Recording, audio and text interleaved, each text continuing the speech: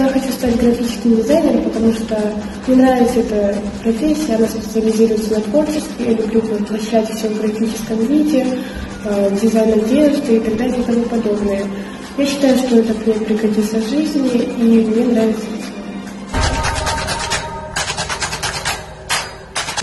На мой взгляд, профессии нужно выбирать осознанно, то есть поняться возможностям и желаниям. Я хочу стать психологом, потому что мне интересно с людьми, и я слышу их проблемы и пытаюсь сделать все возможное, чтобы помочь им.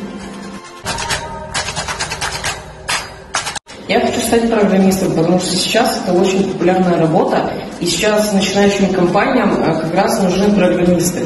Сейчас везде присутствует интернет, сайты.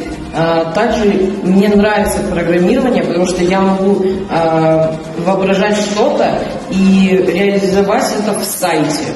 То есть, вот, например, что-то придумать, потом показать это интернету. Я хочу стать дизайнером одежды, потому что можно творить, создавать то, что тебе нравится и что тебя увлекает.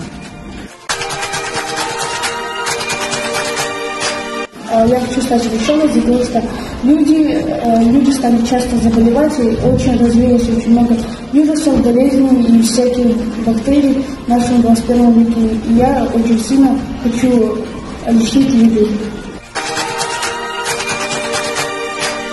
Я хочу стать визажистом. Визажист – это мастер по созданию образов с помощью косметических средств.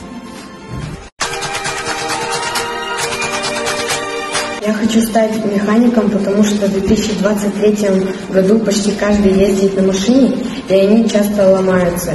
И я хочу помогать людям.